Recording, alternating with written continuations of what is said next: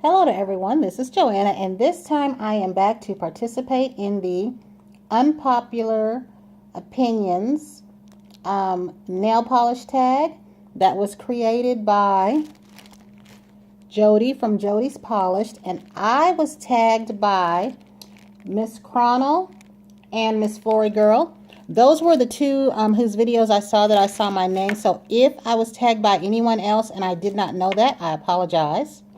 So what we're going to do is there are 10 questions to this tag. Some of them I have polishes for and some of them I don't. The first question is a popular polish that you don't like. And that for me is these two in front of you. Actually this one, this Mermaid's Dream itself. I wasn't crazy about this as I thought I was going to be. I bought this because at the time everyone was talking about it. My bottle is still full. And I don't even know if I've worn it once or not. I don't know if I've swatched it on here or not. It's still in good condition. And I do like some Deborah Lippmann polishes.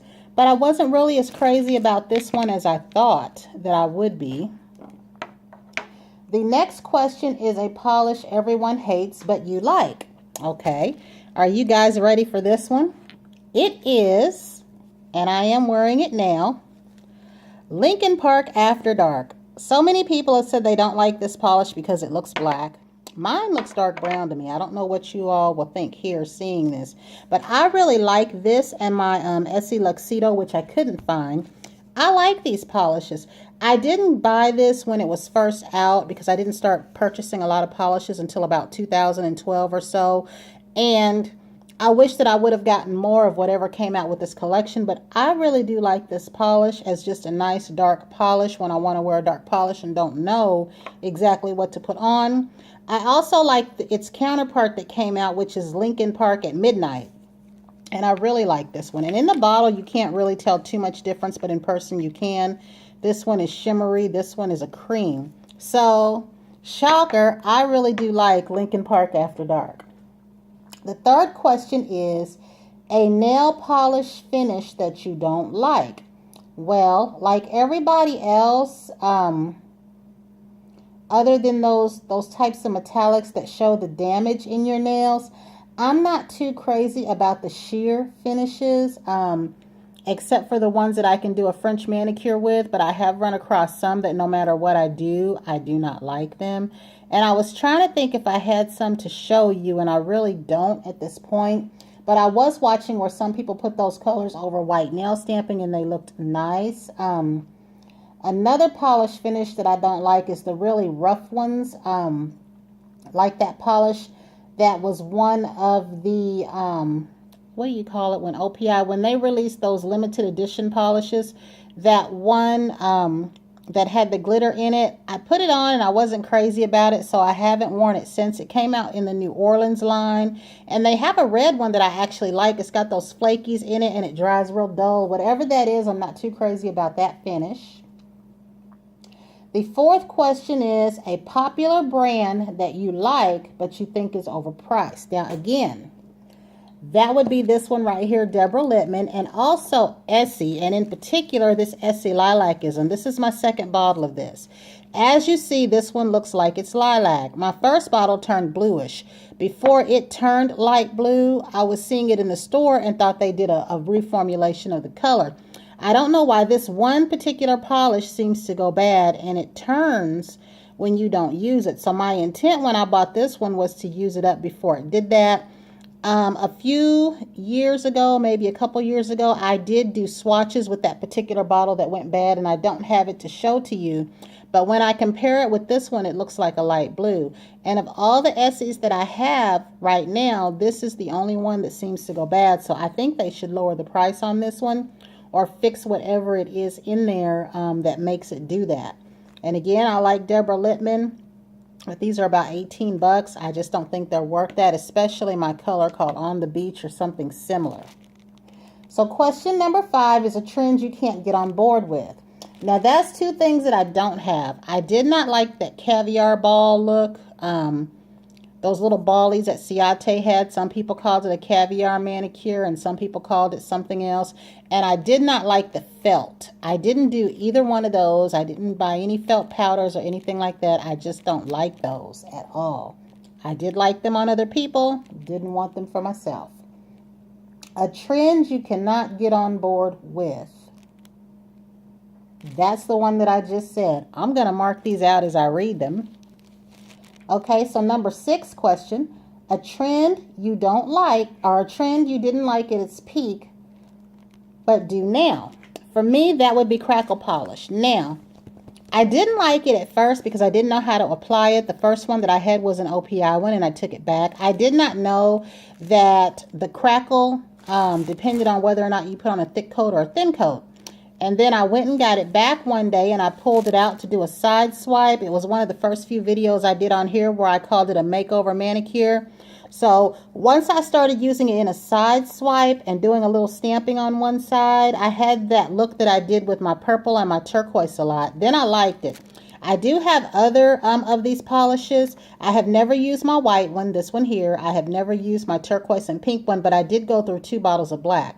However, my 2 bottles of China Glaze Black, they did dry out. I'm going to open this up and see. Because, see, they get kind of like this right here. If you can see that. They get those pieces like that. This one isn't too bad. And I've not used it, but we're going to try it out here and see if it works since I've got it open. I'm going to do a side swipe here. We're going to see what happens. Because I haven't used these at all, but I have gone through my black ones. And see, that's even fading that polish out. But it's crackling, but I do like it in a side swipe. And I also like it full on over top of any kind of rainbow manicure that you have. Okay, question number 7. A color you don't wear often or at all. Okay, that for me, I know a lot of people on here said yellow, some said greens, is going to be my mushroom type colors. This shade is called Metro Chic, and I also have this in a mini. Back when I was first looking at nail polish, the color You Don't Know Jacquees, I think it was called, or You Don't Know Jack, or however it was pronounced, was out. And I really liked the color, but I never got my hands on it. And when I did, I got a hold to one of those satin type ones that was way off. But I got this because at that time, these mushroom colors were popular, and then I never ever opened it up. So I will say, you don't really see me with these colors on too much. From what I can tell, I haven't worn one too close, but I'll have to look back and see. Is my mushroom type colors are a color that I don't wear very much or at all, and I've never used this since I've had it. Number 8, a polish you like, but you think it is overhyped. That is going to be these 2 right here, and I do have 2. Is this Charisma. I actually hate this. I haven't tried it with Topcoat, but I think I tried this on with you guys on here, and I did not like the fact that it dried matte, and it didn't dry anything at all like this color at all. And again, I haven't tried it with Topcoat. I would love to have a polish, whether cheap or expensive, in this shade that stays this shade. Another one is, and I've given this away, is Baker Street. This was hyped up, I believe, because at the time, this was a color that Beyonce was seen wearing, and it was determined that this was the polish make and brand that she had on. While I do like this, I didn't think it was all that special. I do like colors like this, but I thought that I was going to put this on and be like in awe. And I do believe the one that she had at that time, they had that rhinestone cap on it. That's what made it a bit overpriced and overhyped to me too. This one, however, was on sale. This was one of the ones where they accidentally sent me 3, and I think I got these for like $5 or less. But I do like the polish itself. It was just because of the time that it was out, it was definitely overhyped. Okay, number 9, a popular top coat that you don't like. Again, I have 2, but I have one to show you here. I didn't like this Posh. I thought that I would. They compared this to Sèche Vite. Some people put this over stamping. It did fade my stamping, whether I used a thick coat or not. I'm just not crazy about it. I like Sèche Vite, and I like my HK Girl. Another one that I don't like, that I think is pretty popular that I have used, is my I&M Out the Door Northern Lights. Why do we have to shake that up? Why can't it be together all the time the way that Fairy Dust is, the way that all these other holographic top coats are? I have used it and I do like it, but when it starts getting low, like about the level of this right here, and you need to shake it up, it becomes a problem to deal with. Let's see, my last question, number 10. Oh, also, I don't like this one. So the last question, number 10, a nail polish that doesn't get enough love. I have a couple for this category. I have this one.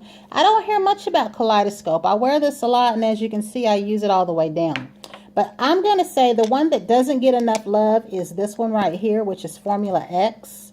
They are leaving Sephora, and another subscriber that was watching my videos mentioned to me that they were getting rid of those, and I thought, oh no, they can't be. Maybe they're going to do something new. Well, within a day or so, or that day, I went into Sephora and saw that they were $5 and many of the colors were gone. So she was correct.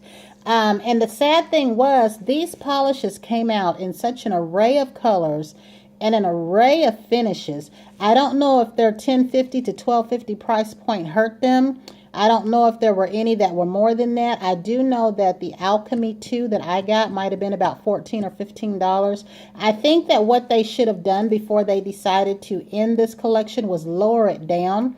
I think if this brand would have been priced around the $8 mark, or probably even $7 to $7.50 mark, it would have done well, because I love the colors that they had out, and it was my intent at that time to little by little grab as many of these colors as I could. I didn't get to get an orange. I didn't get to get a lot of the dark aubergine colors that I wanted to get.